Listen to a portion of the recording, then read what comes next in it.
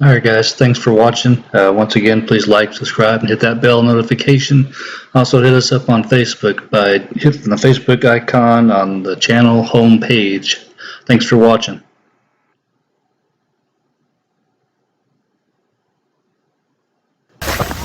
What? Not. So let's hear about your encounter, Becky. All right. And you guys can feel free to ask questions as well. So. Yep. So, where I grew up was on the outskirts of Beaumont, almost in Lumberton, and where we lived at, the property down the road backed up to Pine Island Bayou. And the start of the Big Thicket was in our backyard. So anyways, my dad and I would always go down, and he had a flat bottom boat that he had tied to the tree, and we'd go down and set fishing lines to catch catfish, whatever. And the one day we went down there when what area was this? Okay, north of Beaumont, off a tram road on Fulbright Road. A swampy area or marshy or No, just full on lake or anything. Okay. It was just the bayou going through there, like from maybe here. I don't know how many feet across, but you could swim across. No, okay. Yeah, it was that far across. Anyways, my dad and I went out. I was either 10 or 11 years old. We were out, and we got in the boat, and we went out to the middle. And my dad told me to be quiet, and he said, turn around. And I was like, okay. So he goes, do you see that? And so I turned around, and I didn't see anything at first. And I said, what, Dad? And he says, behind the tree. And I still didn't see it. And I said, what tree? And of course he explained the ones with the saw palmettos next to it and everything. And I looked, and there was this face, and this whatever it was had his hand like this and was looking around this tree. And he was very tall. He was taller than my dad. My dad was 6 foot tall, so I'd have to say maybe 7 or 8 feet tall this thing was. Wow. And it wasn't black, it wasn't dark. It had like a tanned face with dark eyes, and its fur, whatever, was kind of like a blondish red color. It kind of looked like one of those Ewoks. A Wookiee. Or Wookiees, A Wookiee. yeah, for Star Wars or something. Just a lot taller.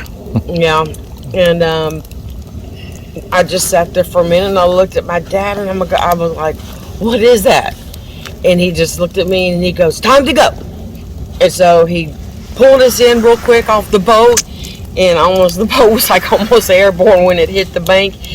And he told me, get out of the boat, let's go, let's go, let's go. So we jumped in the truck, and he's hauling ass back down the road, out of the woods and stuff. And I was like, what was that? And he goes, I don't know. And so we hauled ass home, and we went in, and I was telling my mom and everything. We saw something in the woods, not thinking anything about it. And so he told me, go to my room. And so I could hear my parents talking, and my dad was telling my mother that we just saw Bigfoot. And so I was like, okay, that's cool, and I wasn't scared. It didn't scare me. It wasn't scary looking, y'all. I mean, it was just like, I don't know. Just there eating. Yeah, it was just, it didn't scare me. I wasn't scared. My dad was terrified, scared, but I wasn't It's scared. like he was just more intrigued by you. Yeah, just watching us. Mm-hmm. Did he have any facial expression whatsoever, or No, just kind of blank? just staring at us. Mouth open or closed? Mouth was closed, just standing there. But his eyes and his face was, it was like tannish color, but his eyes were extremely, extremely dark and like set in. Pretty big eyes. Yes. Yeah. They were very big eyes. He never blinked and never blinked. It just sat there or stood there and stared at Well, us. how long did you look at it? Maybe a minute. Oh, wow. Yeah. And because I was trying to figure out what it was. And so I told my mom, I came out later on that evening and I said, hey, we saw a Bigfoot. She said, no, you didn't. I said, yeah, we did. And she goes, no, that was the Caracal one, Indian tribe, when you saw one of the Indians. And I was like, no, Mom, that wasn't no Indian. She goes, oh, yes, it was. So there's no Bigfoot. They didn't want you going around telling people you saw a Bigfoot. Right. So years after that, when I was in my early 30s, because it was when I was pregnant with my first daughter, my dad and I were sitting out on the back patio, and he looked at me and he says, remember that time we were out fishing down there at the bayou? I said, yeah. He says, that wasn't no damn Indian. And I said, I know that. And I said, well, what do you think it was? He goes, that was Bigfoot. And I said, yep, that was Bigfoot. So. Did you get a look at, see ears or anything, or? No. No. I didn't see any ears. Any muscle mass that you could tell? No muscle mass, just a big hand, like his hand wrapped around the tree here, and he was leaning like this with his hand around the tree. Did he have hair all over his hand, or pretty? Yes, yeah. He had hair on his hand. His hand looked big, like fat big. Like double the size of ours, I think, or? Oh, yeah. Yeah. Double the size of Kevin's hand. He's got big hands. And it didn't make any noises or anything, did it? Nothing. Nothing at all. But the hair on it just covered. I don't know if he had ears. I didn't see any ears. Yeah. All I remember was the tan face, basically, and the dark eyes. And the whole time you were staring at it, did it stare at you back, or did it go behind the tree and then back out? No, it didn't even back out. It just stood there and just stared back at my dad and I. And that's a good long encounter. yeah, and I wasn't scared. And after that, my brother and I, we weren't allowed to go back there for a long time.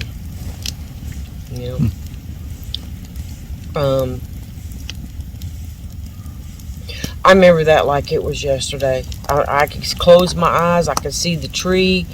I could see the sago palms. I could see the bushes over here to the left. I could see everything in my mind like it was yesterday. Now, have you had anything since then that was interesting that happened to you in the woods?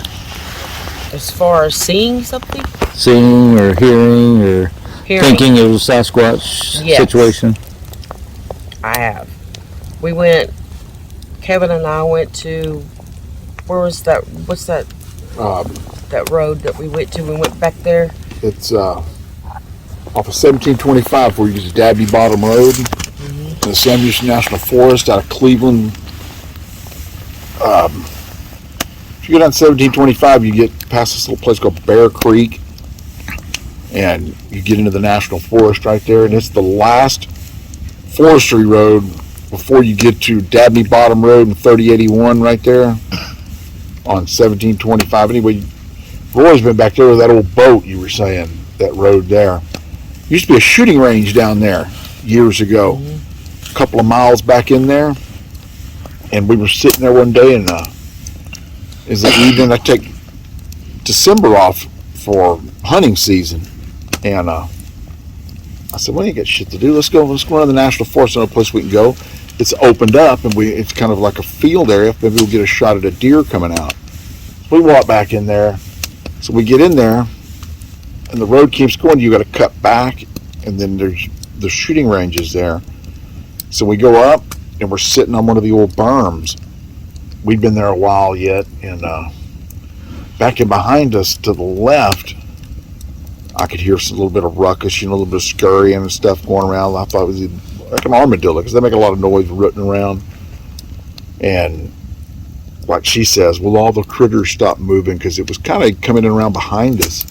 I never really noticed that, but she notices more stuff than me. I was looking for any movement coming out of deer or whatnot. Yeah, well, the birds and the squirrels that were scurrying around us, and the birds that were chirping and singing or whatever, it was all of a sudden it just went dead silent. Everything just quit. Just stopped. I mean, Yeah, she everything noticed it, but I stopped was really all at Yeah. once. wasn't paying attention. But Mhm. then whatever it comes around, and then we're sitting there looking at the field that way. Mhm. Probably at about 2:00, I hear something snapping and breaking. I know what a dead sound sounds like, a limb breaking. It's kind of a snap. This was, you could hear it kind of fibers. It's close, you could hear the fibers cracking. It's Yeah. a snap. It was like a. It's like something was pulling something. Yes, and if it wasn't a snag falling off of a tree, because usually you hear it hit That's the a loud branches pop and instant, yeah. yeah, and then you hear it hit the forest floor. It was just the cracking sound, and then the snap, and that was it. And then when we were leaving out, we had to come down the berm and go back around to that little roadway up to the main forestry road, and that smell hit us like a freaking wall. What did it smell like? It's horrible. Always, all the years been running around in these woods, East Texas woods, a bagall. I don't know if you're familiar with what that is, where a pool of water, everything drains and it's stagnant-y smelling brown water. Kind of smells like that, but worse, 10 times worse. It smelled like But- horse muck, Yeah, cow poop, a wet dog, bagall's kind of a Just- smell, but everything musky, just just a bunch like of different musky, smells. Yeah. stinky smell that But- just hit us right in the face. I mean, it was like this. But I said, let's get the hell out of here. And I turned around and she's standing there looking in the woods. I said, come on, let's go. And when we're leaving out, it was like paralleling us about to our probably 7 o'clock behind us. How you could hear it walking? Yeah, you or- would hear a little bit of Yes. rustling, and when you would stop, sometimes it stopped, sometimes you hear a little more, but it did that for maybe half a mile, 3/4 of a mile, and then it stopped. Yeah, pretty much to where we were almost to And the that- truck. yeah, that's quite a ways to the woods. Truck. It So, was about halfway, probably, but okay. You know, but every time we were walking and we could hear it, something like walking, and then we would stop, and then it would like shuffle its feet, you know, or something, whatever it was, would stop. It was smart enough to know to stop when y'all stopped. Yeah, yeah, I know that you sounds know. cliche, but that's what happened. Yeah. And I've heard and read where they escort you basically out of their territory, but I don't know. But Yeah. that smell was pretty hideous. One you won't forget. No, and you go to the No. bagall, you got to actually go to a bagall and stir it up to really get that odor from a distance. If you're over it or around it, you can kind of smell that Right. Yeah. funky Especially smell. when you break the surface under the water of it. Yeah, then But it the really, thing of it is we didn't smell that when we walked in. no, it was when we were coming out after that Nothing. limb break. Another story I'd like to hear is the one where our good buddy Boyd was camping out at the infamous Monkey Pond, Oh, jeez. and y'all went out there to check on him, visit with him, and I think was it just y'all or Stephen go out there as well? That's just us two. Okay, just y'all two. And then y'all had quite a crazy happening going on there. Yeah, we're going out to kind of BS with Boyd and kind of resupply him. We stopped and got a couple of burritos and stuff and a bunch of bags of ice and took out to him. And we got out to Monkey Pond, drove down a little cut through road and drove back through there. And where his tent was when you come through, we parked right there by that. And his tent was here and he was sitting over here. And we sat there and BS for a while, and storm was coming up, pretty bad storm come through. And I guess, what is that, Roy? A white oak, you think it was, I guess, that fell over there? It was a big hard oak. Yeah. Hardwood tree for sure. Big some form of oak just fell right behind the truck, about a foot behind the pickup, blocked the road. And that's the road coming in and out of Monkey The only Pond. road The only road. in and out. But, I mean, that storm had a lot of heavy wind and rain, pretty heavy downpours, but I don't think it was anything pushing it over because the bottom of the tree was hollow and kind of half rotted, it looked like. But Did you all sit in your truck when that storm passed? yeah, we were in the Yeah. pickup. Yeah. And it came close to hitting the pickup. Oh, it was Yeah. about a foot behind it. That is crazy. Yeah. Oh, we just we'd have been screwed if it had laid on the Yeah. bed. We'd have been under it. But Yeah. then she says she kept hearing something off over there, but I don't know. Me and Boyd were talking, and I didn't hear anything. But No, it's after the storm had passed. And, that was before. oh, before. Yeah. Okay. Yeah. Before the storm had And then- passed, I kept hearing, like when you're going into the monkey pond, the road right there at the pond. Yeah, down where that little drop is, Right. down at the To little the bottom. left, though, I kept hearing, it sounded like clack, clack, like something was moving through the woods, like a deer maybe, but a deer usually is not that loud, but I could hear something in the distance. It sounded like something was walking through there. But I started going, how the hell am I going to get out of here? So we went around the stump, and I tried to cut through there. We cut some stuff back because I always have a saw, a hatchet, and an axe in my toolbox. And I couldn't make the cut, so we had to come back around to go to the end of the tree where the top of the tree fell and cut a road back through there to get out back onto the main road. So when we pulled out on the main road going into Monkey Pond, we're sitting there parked, we're sitting there bullshitting, drinking some waters and stuff, and if you're sitting there looking towards the main road coming in by the gate, to the left, or excuse me, to the right, we heard pretty close, a distinct, like a limb breaking, a how hard snap, and nothing ever hit the ground. You didn't hear it hitting not like it was a high up Widowmaker falling, hitting the limbs coming down. Right. And I cut timber for a guy for several years in the 90s, and I know what shit sounds like breaking, dead, live, Yeah, you hear I mean, everything it hits on the way down, and you hear it hit the the way down ground. and then Yeah. hitting the forest floor. This stuff wasn't hitting anything coming down, wasn't hitting the forest floor. But And then when we were leaving, after you and Boyd made a way through the woods for us to get out, we backed the truck up to the tree on the other side for that's the when we exit. heard that snap. Yeah, the snap. But Yeah. then after that, that's when I heard the thump. It sounded like okay. something jumped or something. It sounded just like a thump. Like something had jumped out of a tree, or Yeah, like a big thump. And I heard that at Monkey Pond the first time I went out there, when I went out there fishing.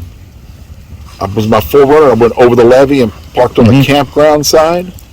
And when I got out and I walked around to the front of my 4Runner to go look at the pond where the little pier is, I heard a thud like that. Like somebody took a 50-pound bag of grain and dropped it. so it's like something with some massive weight Yeah, landing on the ground, Yeah. like coming out of a tree. Yes. But that's very interesting. But the snap in the tree after we had moved, the truck was close. yeah, it was pretty close. It Yeah. was really close. And it was going down towards that bottom side up there, down. That drop off on the Yeah. other side. Now, who was talking about a tree or something that was shaking? When was that? That was me. That was you? That was Okay. Roy. Well, Yes. can't tell the whole story because Boyd is not here. Well, you can tell a little bit of it. I'll get the rest of it from him when I see him. But this is the same situation, right? Monkey Pond, where you went out there to check on Boyd, and So this was 1 week after the tree had already been down. We decided to go on a weekend to go visit Boyd, and try to take him a little food, water, ice, whatever he needs. So we go in there, we park by the tree, and kind of he told us the story about Kevin and Becky coming out there and the tree falling and whatnot. And if my memory takes me back correctly, we were sitting there and I was cooking up some little hot dogs or something. We was bullshitting and we kept thinking we was hearing a little samurai chatter, but it was kind of going off with the frogs. So was there a direction to it? Like, you can yes, tell? it was over towards the ravine. That kinda same middle ravine he over was by talking over about? by the weir, Okay. where the weir is at the dam, basically. So we kept hearing like samurai chatter, and then we was talking about it, and then a little bit later we heard a snap, and so we just kind of blew it off. You know, could be anything in the woods. Sat there, continued talking and bullshitting, wasn't scared yet until it got closer. Then we heard another snap, and then we was all kind of basically on edge. And then it went over about where the tree had fell, and we heard another snap. So we hit it with the lights. So it sounds like a lot is coming from that ravine. Yes. So for people who don't know, if you're facing this pond, the right side's pretty much all level. Little drops, but nothing major. But on the left side of the pond, there's like a little dam you can drive over. But that behind that, it's just a pretty deep ravine. Correct. So, it's a big drop off, maybe 60, 80 feet. Yeah. Go ahead. Anyways, so we heard the snap, and we put the lights on it. When we hit the lights on it, everything would be silent. So we sat there for a minute, and we gathered ourselves. We're all standing side by side, shoulder to shoulder, asshole to elbow. We was scared. And then when we turn the lights off, we go back to bullshitting. Let's say we do the norm, and then all of a sudden the tree top was shaking. And this is the very same tree that fell down. Oh, so it's now, that's across the road too, so it's shaking. It's shaking the tree. On the other side of the road, and it's one of the tops of the limbs, or the very top of the tree? Yes, that it had fell down. So it's shaking the tree, and so we hit it with light again, stopped. We couldn't really see nothing. It's thick back up in there too. Thick. We're all real scared. We're on edge. We're standing, like I said, asshole to elbow. And then the next thing you know, it's like something stood on the tree, and you watch it move like that.